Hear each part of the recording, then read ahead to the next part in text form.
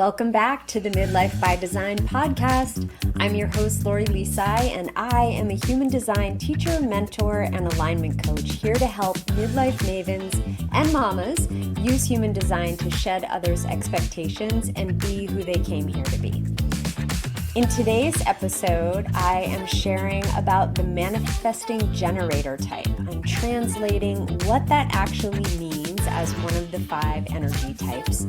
So you will learn how people experience this aura, why efficiency is actually key to manifesting generators, and then of course some tips for parenting and work and a lot more. So whether you are a manifesting generator yourself or you love one, tune in to understanding how their energy works. So manifesting generators, also known as MGs, Manigens, or Mangens. Lots of shortening of manifesting generator, the term, because it is a bit of a mouthful. So you may hear it referred to as any of those 3 things, and I use those terms interchangeably. So just a heads up on that. But let's talk about the manifesting generator characteristics. So what makes a manifesting generator when you're looking at a human design body graph chart? What defines it, the mechanics of it, is that you'll see the sacral defined. So remember that if you're looking at the body graph chart, the sacral center is the second square up from the bottom of the chart. And it's in the middle of the bottom of the chart. And that is the sacral center. That will be defined, and that makes you a generator type. So then your next question is going to be whether you're just a generator or if you are a manifesting generator. And in this case, what's going to happen is you will have a motor center that connects to your throat. And the tricky thing is that it can connect indirectly or directly. So a pure manifesting generator, for example, will have their sacral directly connected to their throat through the 3420 channel. However, that isn't always the case. Sometimes what will happen is you'll have the sacral that, for example, connects to the identity center, and then the identity center connects to the throat. And so you've got that sacral energy that travels up through the identity center into the throat. So the sacral is a motor technically connected to the throat, but it's not directly connected. So if this is all too confusing, the easiest thing to do is to go to my website, LoriLisai.com, type in your birth information, time, date, location, and then just generate yourself a chart, and it will tell you specifically what energy type you are. But if you're curious about the mechanics and what actually makes you a manifesting generator, that's a short explanation of how that works. So the manifesting generator is very unique because they are the only hybrid type. They are a little bit manifestor and a little bit generator.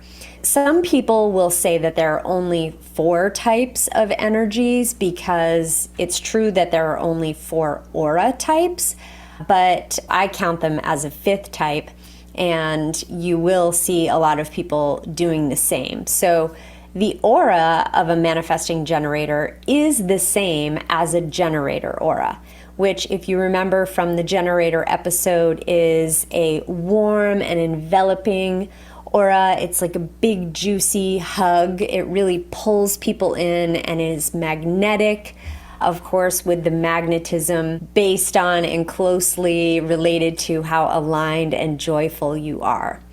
So manifesting generators, though, being that they have a bit of that manifestor in them, this is my personal takeaway in working with people and noticing the differences between the types, is I think that manifesting generators are probably the most intense type.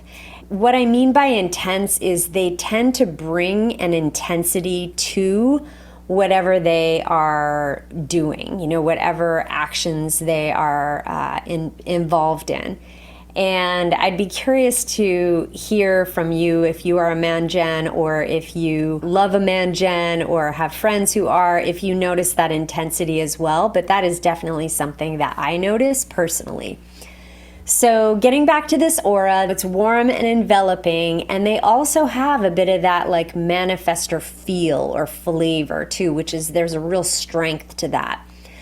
Manifesting generators are creative powerhouses. They move very quickly. So they are askers, multi-passionate beings who tend to just have a very fast-moving pace. They're a pretty common type, so around 33%. So 33 to 34, and then generators being 36 to 37. If you take those two types of generators together, then you see that we have about 70% of the population who are generator types, who have this sacral defined, which is pretty incredible. That's a lot of us roaming the earth, and a lot of really potential beauty that can come from the types of things that we can create when we are in alignment. So sometimes when people find out that they are a generator or a manifesting generator, they're disappointed because they feel like it's one of the more common types. However, I want to just tell you that Beyonce and Mother Teresa are famous manifesting generators, and obviously there's nothing common about those two women. So just as an example for you of ways to aim high with that amazing manifesting generator energy. So the differences, more on the differences between the generators and the manifesting generators, are that I've mentioned MGs tend to move faster. They are really designed for looking for efficiencies. So if given the same task, the same thing to work on, MGs will often jump in and forge ahead and take off, versus generators will most likely take a more step-by-step approach. And if you remember from the generator episode, I mentioned that momentum that needs to get going, whereas MG will race out of the starting gate and then oftentimes have to circle back around and have to attend to any missed steps. So MGs are classic, like we get the IKEA furniture and we just put it together.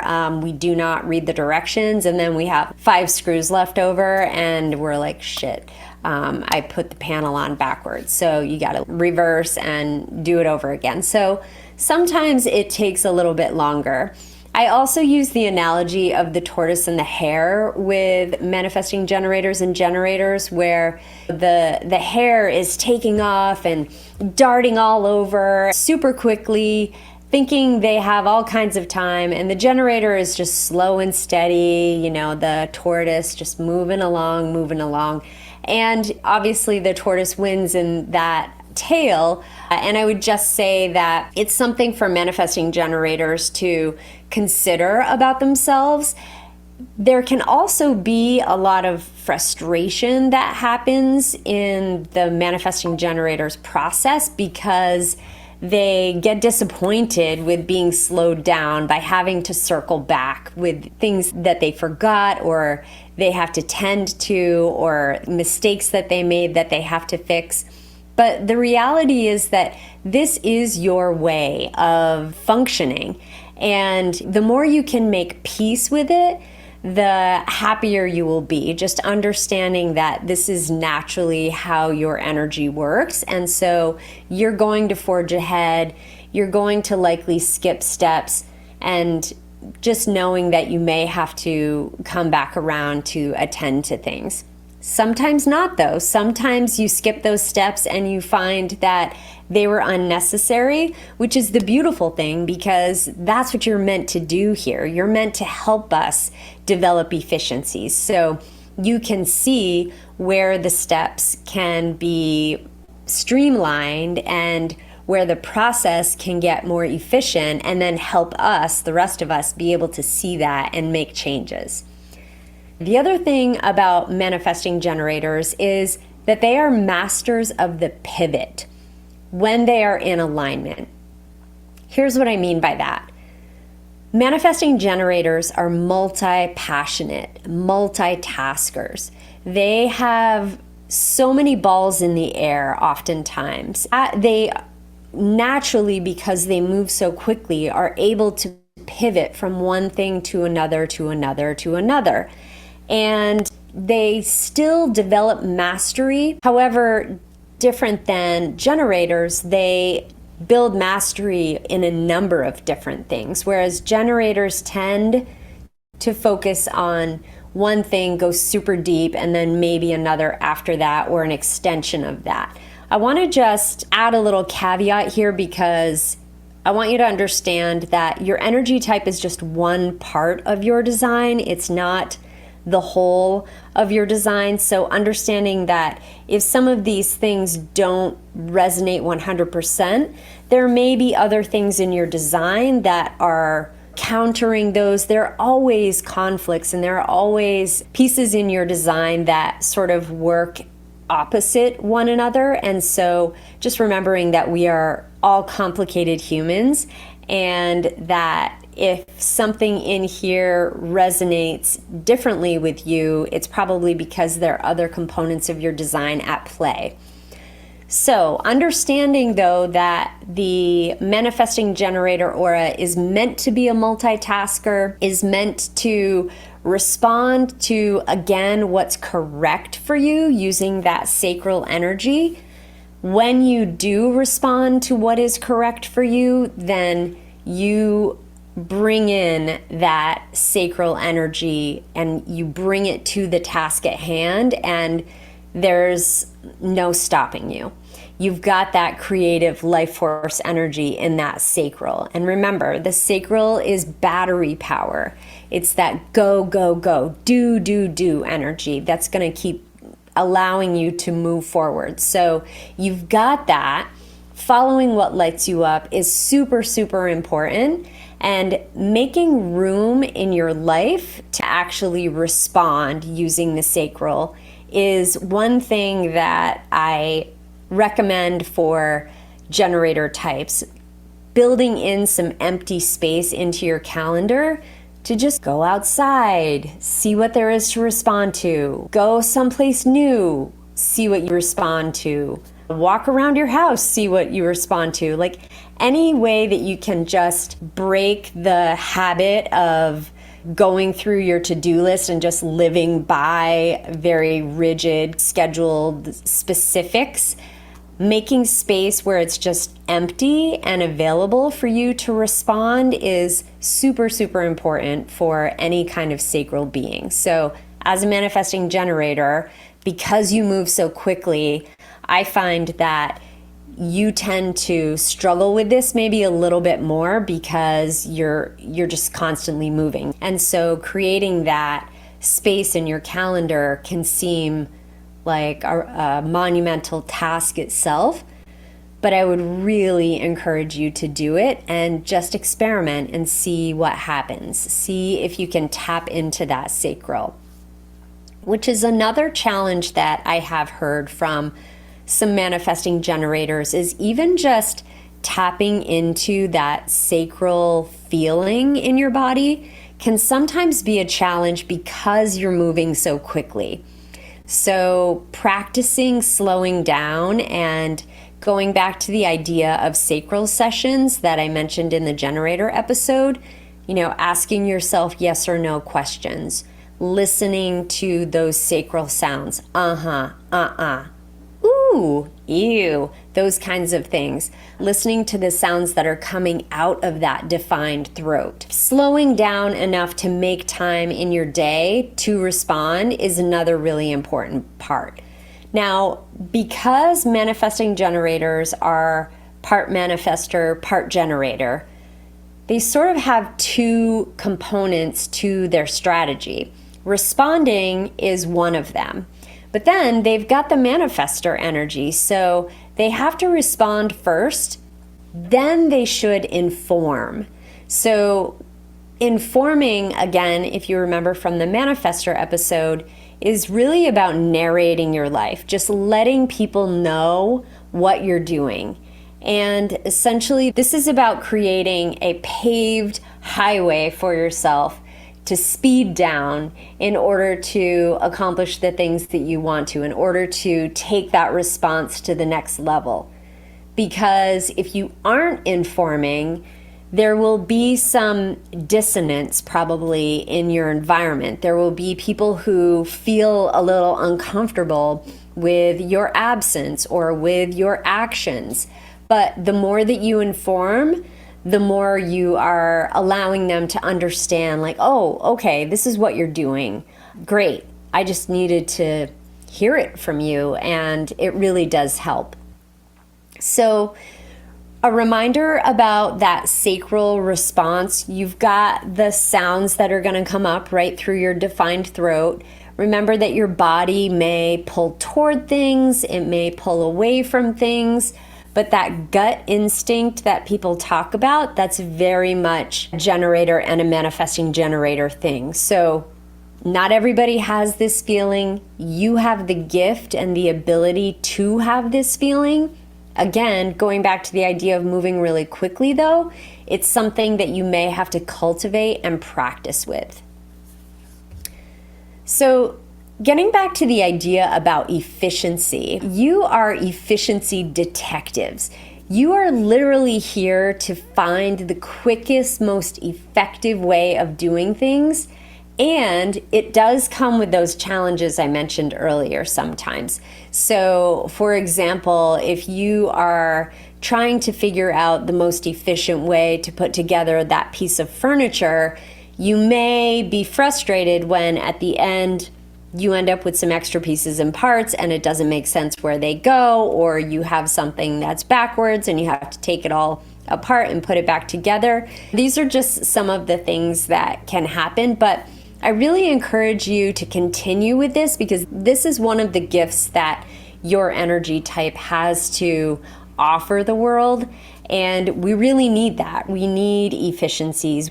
Want to talk briefly about those alignment indicators. So when you are ready for a redirect or you're feeling off track, you're going to be feeling frustration, which is the generator half of you, and anger, which is the manifestor part of you. So you may be feeling one or both of those things or a combination. So remember that when you're feeling those things, they're just indicators. They're like the street signs. So it's a stop sign. It's a caution sign to say, okay, it's time to slow down. It's time to think about maybe putting one of those pivots into place and redirecting yourself to peace and satisfaction. So peace is the manifestor side of you and satisfaction is the generator side of you.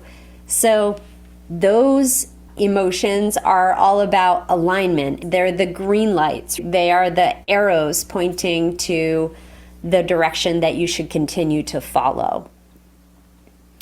Okay, so I've covered the basics of what it means to be a manifesting generator, and I want to talk a little bit about parenting as one. If you are a manifesting generator, you are likely one of the first ones up in the household. As that generator type, it's great to wait until you have something to respond to, so not opening your mouth until you have something to respond to around you versus an idea in your head. You're going to be moving quickly. So what I would say as a parent is understanding, because you are moving so quickly, you're the fastest of all the types, really being aware of what other types you live with be super helpful for you. If you're living, for example, with a bunch of non-sacral beings, you can very easily end up frustrated and angry a lot of your time because nobody's moving nearly as quickly as you are. And you may feel like you're having to drag everybody. So it's really important for you to understand who are the other people around you and how does their energy function so that you can then channel that beautiful, efficient, fast-moving energy into the right place, into a place that isn't going to leave you burnt out. Which brings me to the next piece in terms of using that sacral energy for pulling you towards satisfaction and peace, and not doing things because you should. Now, of course, there are some tasks in parenting and in life that aren't the most fun things, like cleaning toilet bowls, for example, or changing the oil in your car. However, going back to that idea of satisfaction and peace, if it leads you to those things, wonderful. You might feel really satisfied to have a clean bathroom or a car that's running that you didn't have to go to the oil and go. You changed the oil yourself. Those are ways that you can move yourself toward those emotions, even with tasks that don't necessarily fit the bill of, ooh, this is super exciting. So again, as a generator type, you are naturally magnetic when you are joyful, when you are lit up, when you are aligned. And so those children may be super drawn to you and really love to have the support of that sacral and the goodness of that aura. Again, knowing what types you are parenting would be super helpful for you, which again, you can go to my website and run their charts as well anytime for free, and download the free HD mini guide to get a little summary of their type, strategy, and authority, which would also be super helpful for you. So I would also say, as a generator type, to let that gut instinct really serve you in parenting, listening to that sacral. You will be able to trust that sacral. When you're thinking about big decisions as a parent, make sure you understand whether you are a sacral authority or an emotional authority. You will be one or the other. And remember, sacral authority knows the answer in the moment. Emotional authority needs time to really process before they can come to an answer. So understanding that about yourself as well will help you to parent in a way that feels aligned. Something else to understand about manifesting generator energy is interruptions may be super frustrating. That's the manifestor side of you. So just understanding that that may be one of your triggers. And so setting yourself up for success, making sure that you have blocks of time to dedicate to many things, more than likely, and helping your children understand that you're tied up for this block of time can be really helpful. It's really about that communication, right? And using that defined throat. One main thing that I want to say for manifesting generators, and this is really regardless of whether you're a parent or not, is it's okay to let some balls drop. Because of your multi-passionate nature, you're going to have a lot of balls in the air. That's just the nature of how your energy works. You're going to have 20 tabs open on your screen. You're going to have many different projects going. Not all of them are meant to be finished. You may have all kinds of things that you've started and they haven't been brought to fruition. The key is to use your strategy and authority. If they are no longer lighting you up, it's okay to let them go. And this goes for if you have a manifesting generator child who is interested in many different things. Some things will stick and they will be interested in them for years probably. And there will be a lot of things that don't stick, or there may be things that they start when they're young and then come back around to when they're older. So a great example is one of my sons is a manifesting generator, and he got a skateboard when he was maybe 7-ish and played around with it a little bit in the driveway, didn't really use it that much. And it's just been hanging in the garage for a good long time until recently, the last couple of years, he's gotten back into skateboarding and loves to skateboard and now wants a new skateboard. So giving your kids, if they're manifesting generators, and or yourself, if you are one, permission to let things go when they no longer excite that sacral, and just trusting that if it's meant for you, it will stay in your life, whether it be a hobby that you've established or a job or a friendship. It could be any number of things, but understanding that you don't have to finish every single thing that you start.